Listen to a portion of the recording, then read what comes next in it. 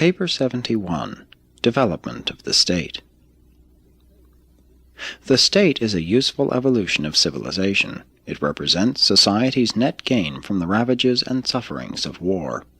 Even statecraft is merely the accumulated technique for adjusting the competitive contest of force between the struggling tribes and nations. The modern state is the institution which survived in the long struggle for group power. Superior power eventually prevailed, and it produced a creature of fact, the state, together with the moral myth of the absolute obligation of the citizen to live and die for the state. But the state is not of divine genesis.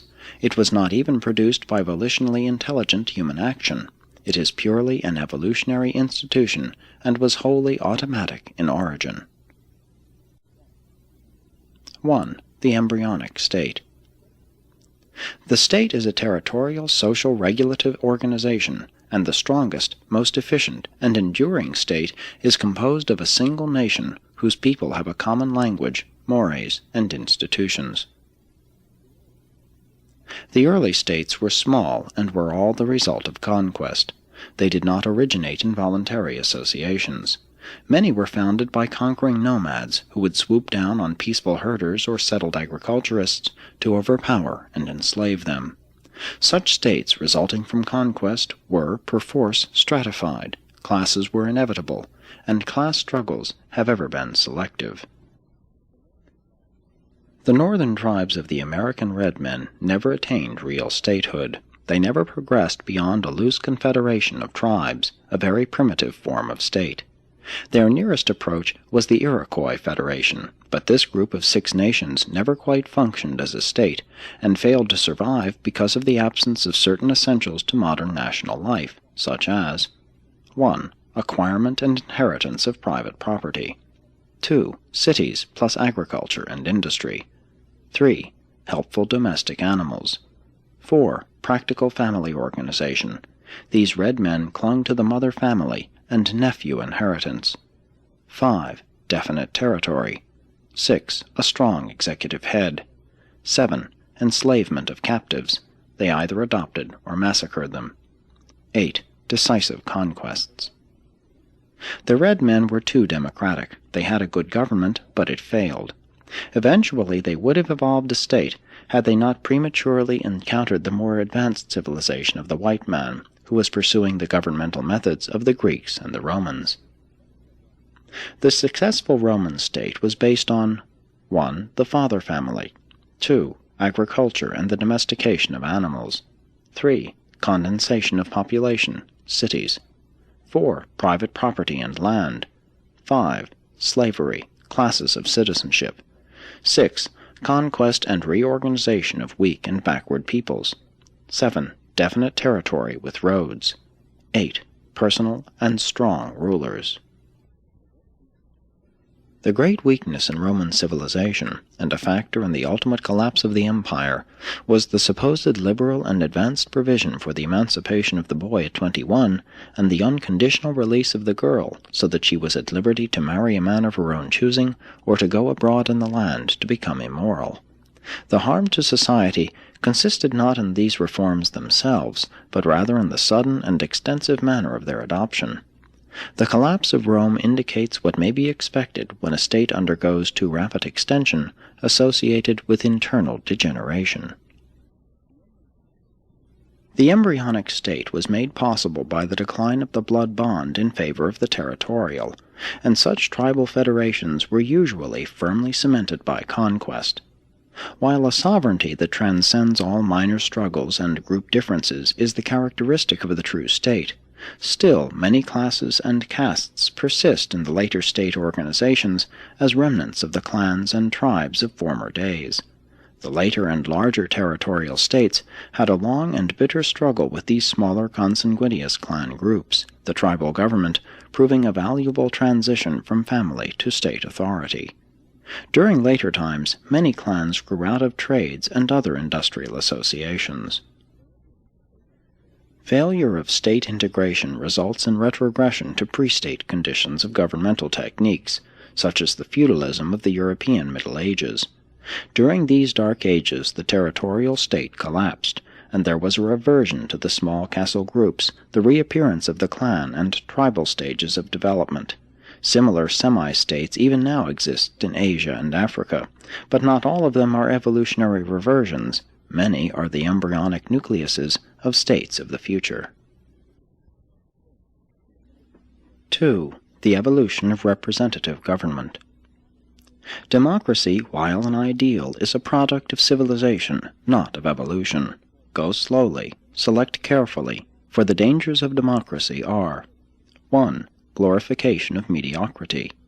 2. Choice of base and ignorant rulers. 3. Failure to recognize the basic facts of social evolution. 4. Danger of universal suffrage in the hands of uneducated and indolent majorities. 5. Slavery to public opinion. The majority is not always right. Public opinion, common opinion, has always delayed society. Nevertheless, it is valuable, for while retarding social evolution, it does preserve civilization. Education of public opinion is the only safe and true method of accelerating civilization. Force is only a temporary expedient, and cultural growth will increasingly accelerate as bullets give way to ballots. Public opinion, the mores, is the basic and elemental energy in social evolution and state development. But to be of state value, it must be nonviolent in expression. The measure of the advance of society is directly determined by the degree to which public opinion can control personal behavior and state regulation through nonviolent expression. The really civilized government had arrived when public opinion was clothed with the powers of personal franchise. Popular elections may not always decide things rightly, but they represent the right way even to do a wrong thing. Evolution does not at once produce superlative perfection, but rather comparative and advancing practical adjustment. There are 10 steps or stages to the evolution of a practical and efficient form of representative government, and these are: 1. Freedom of the person. Slavery, serfdom, and all forms of human bondage must disappear. 2. Freedom of the mind. Unless a free people are educated, taught to think intelligently and plan wisely, freedom usually does more harm than good. 3. The reign of law. Liberty can be enjoyed only when the will and whims of human rulers are replaced by legislative enactments in accordance with accepted fundamental law. 4. Freedom of speech. Representative government is unthinkable without freedom of all forms of expression for human aspirations and opinions.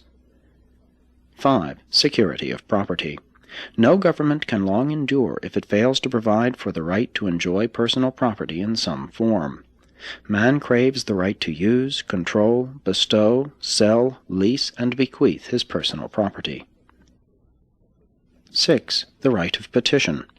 Representative government assumes the right of citizens to be heard. The privilege of petition is inherent in free citizenship. 7. The right to rule. It is not enough to be heard. The power of petition must progress to the actual management of the government. 8. Universal suffrage. Representative government presupposes an intelligent, efficient, and universal electorate. The character of such a government will ever be determined by the character and caliber of those who compose it. As civilization progresses, suffrage, while remaining universal for both sexes, will be effectively modified, regrouped, and otherwise differentiated. 9. Control of public servants. No civil government will be serviceable and effective unless the citizenry possess and use wise techniques of guiding and controlling officeholders and public servants. 10. Intelligent and trained representation. The survival of democracy is dependent on successful representative government, and that is conditioned upon the practice of electing to public offices only those individuals who are technically trained, intellectually competent, socially loyal, and morally fit. Only by such provisions can government of the people, by the people, and for the people be preserved. 3. The ideals of statehood. The political or administrative form of a government is of little consequence provided it affords the essentials of civil progress, liberty, security, education, and social coordination. It is not what a state is, but what it does that determines the course of social evolution. And after all, no state can transcend